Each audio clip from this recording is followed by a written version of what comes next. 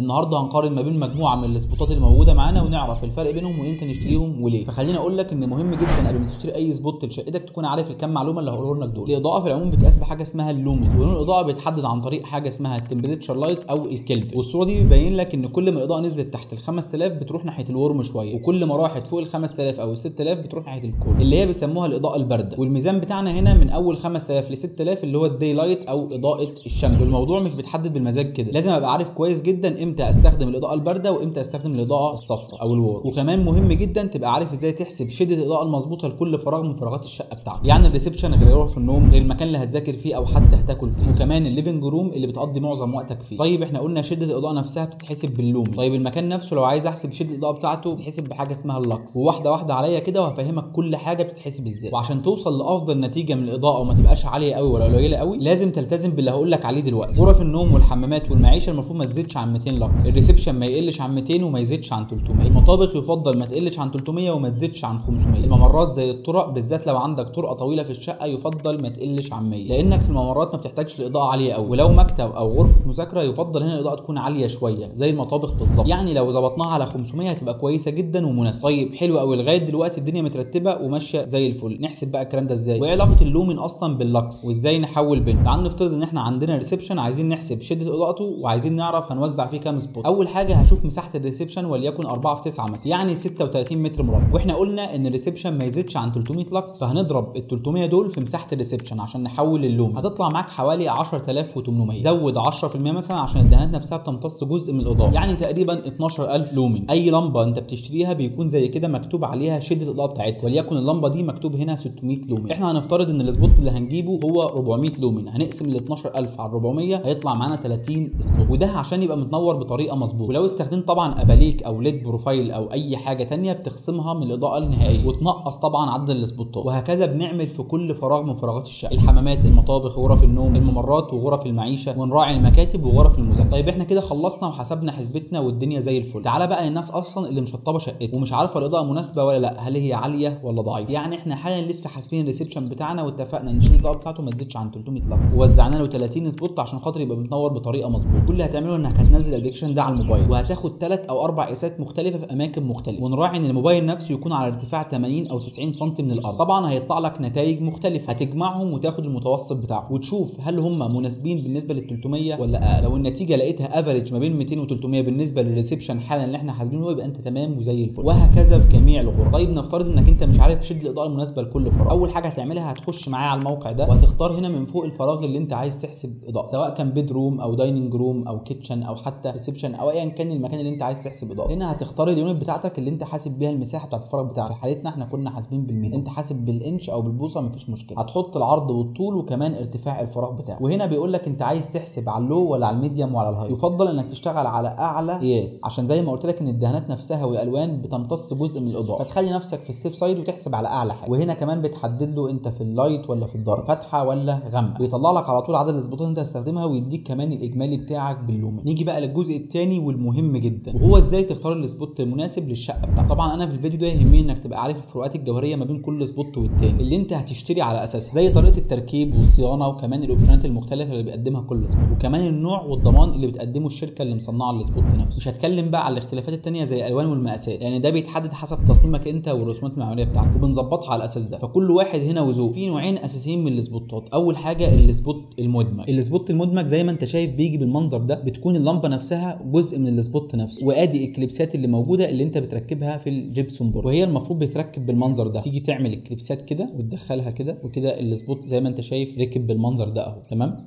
عيب السبوت ده ان اللمبه اللي جوه دي نفسها لو اتحرقت لازم تغير السبوت بالكامل، لان هنا السبوت نفسه مش منفصل. انصحك بلاش تستخدم السبوت ده. النوع الثاني نفس الفكره بالظبط، السبوت مدمج في اللمبه، بس هنا اللمبه بتقدر توجهها يمين او شمال زي ما انت شايف. لو افترضنا ان انت السبوت بتاعك متعلق بالمنظر ده، اقدر ان انا اوجه اللمبه بتاعتي يمين او شمال. ونفس الفكره اللمبه دي لو اتحرقت خلاص السبوت نفسه كله بيترمي وتغيره وتجيب واحد غير. فالمشكله هنا لو انت عندك مجموعه من السبوتات كتيره في الريسبشن بتاعك او في المكان اللي انت حاطط فيه سبوتات ممكن لما تنزل ما تلاقيش نفس النوع بالظبط فتدوخ عليه، فالافضل الاختيار الجاي اللي هقول لك عليه دلوقتي. نفس الفكره في كليبسات اهو، والنوع ده نظيف جدا برده، وغير كده ان هو بيجي عليه ضمان. خلي بالك مهم جدا تبقى انت عارف كل شركه بتنزل سبوت تسال على الضمان. في ناس بتنزل سنه سنتين ثلاثه، فمجرد ما السبوت او اللمبه بتتحرق منك بتروح تديهم السبوت نفسه او اللمبه اللي انت اشتريتها وتغيرها خالص. النوع اللي بعد كده اللي هو المنفصل برده زي ما قلنا في نوعين. النوع الاولاني زي ما انت شايف كده اللمبه بتيجي تتركب ما اقدرش ان احركها ولا يمين ولا شمال اهي، اللي جوه الشاسيه اللي جوه ده اللي هيركب في اللمبه دلوقتي ما اقدرش احركها ولا يمين ولا شمال. خلي بالك ده الماتيريال بتاعته من البلاستيك. النوع اللي بعديه اللي هو من المعدن زي ما انت شايف كده الخامه بتاعته افضل اهو، وادي نفس الفكره الكليبسات، بس اللمبه نفسها لما تيجي تتركب هنا اقدر ان انا برده اوجهها يمين وشمال. دي الفروقات الجوهريه اللي انا اقدر اقول لك عليها. السبوت اللي بعده اللي موجود ده دلوقتي نفس الفكره، اقدر ان انا اوجهه منفصل برده، اقدر اوجه اللمبه بتاعتي يمين او شمال، بس طريقه التثبيت هنا مختلفه وهنشوفها دلوقتي. كل سبوت من ده هنبدا ان احنا نركب فيه اللمبه بتاعته ونشغلها، واوريك كمان الفروقات بتاعه اللمض نفسها. اللمض بتاعتي تقريبا بيبقى فيها 3 انواع. اول حاجه زي ما انت شايف كده الاضاءه اللي بيبقى ليها كلر تمبريتشر واحد، يعني دي بتنور لون واحد او هو 3000 او 4000 لون واحد وما تقدرش انك انت تغير فيها. اللمبه اللي بعديها لما تيجي تبص عليها هنا كده مكتوب ان هي بتنور 3 كلر، فاقدر ان انت ساعتها لو انت عايز اضاءه ورم شويه تقدر تظبطها، لو عايز اضاءه في النص زي ال 5000 و 6000 في النص، لو انت عايز اضاءه اعلى شويه بتديك الثلاث مستويات من الكلر تمبريتشر. النوع الثالث زي ما انت شايف اللمبه دي بتبقى جايه بتنور لون واحد لكن بتديك 3 مستويات من الاضاءه. لو جيت بصيت هنا هنقول لك ان انت ممكن تشغل 100% من شده اضاءتها او تستخدم 40% او 15%. طبعا انا بديك اختيارات كتير بحيث ان انت وانت بتشتري تبقى انت عارف ايه النوع المناسب ليك، وهنشوف الكلام ده مع بعض دلوقتي. اول حاجه احنا هنستخدم اللمبه اللي هي بتنور لون واحد او كلر تمبريتشر واحد ونجربه على كل السبوتات اللي موجوده دلوقتي. اول حاجه معانا زي ما شفتوا السبوت المدمج ده، انا هبدا ان انا اركبه بالمنظر ده، هبدا اسحب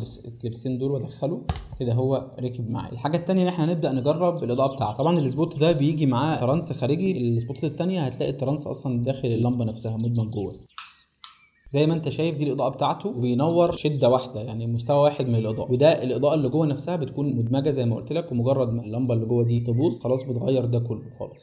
تعالوا نبص على اللمبه دي ونجربها في السبوتات اللي موجوده معانا واركبها معاكم دلوقتي. ادي زي ما انت شايف مكتوب الباور 5 واط، ادي اللومن اهو 500، لايف تايم 30000 اتش ساعه، يعني اللمبه دي تقدر تشتغل معاك 30000 ساعه. كمان هنا بيبقى باين معاه الكلر تمبريتشر اهو 3000 كلفن يعني. اول حاجه تعال ناخد السبوت ده نشوف طريقه اللمبه بتتركب بالمنظر ده، بيبقى فيها شفتين هنا كده بتدوس عليها كده او 3 اهم 3 سنون خلاص كده ركبت معايا، وكمان بتتوجه يمين وشمال. السبوت هتلاقيه بيجي معاه القطعه دي زي ما انت شايف، كل اللي بتعمله ان انت توصلها كده وبعد كده بتوصل الاثنين دول في الكهرباء اهو، اقدر ان انا احركها يمين وشمال اهي زي ما انتم شايفين كده. ده السبوت الثاني اللي هو النوع الثاني. هنا الفكره نفسها طريقه تركيب اللمبه نفسها مختلفه عن الثانيه، شوفوها دلوقتي وهنختار اللي هي اللمبه الثانيه. نفس المعلومات بالظبط والحاجه بالظبط نفس نوع اللمبه، بس الفرق ان هي بتنور 3 الوان. بص هنا طريقه التركيب بتكون عامله ازاي، تفتح الجزء المعدن ده كده وتحط اللمبه بتاعتك.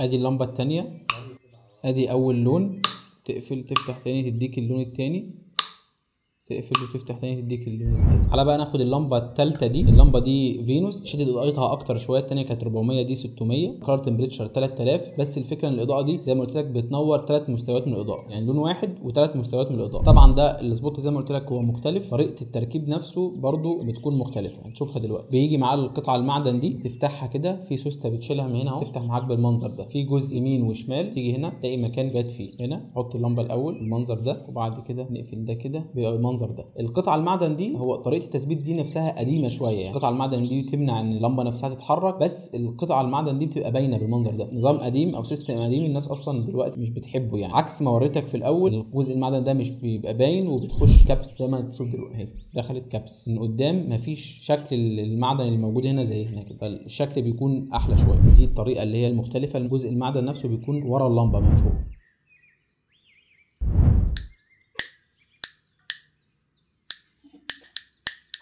وبس كده، انا محمود مختار وده كان فيديو النهارده، سلام.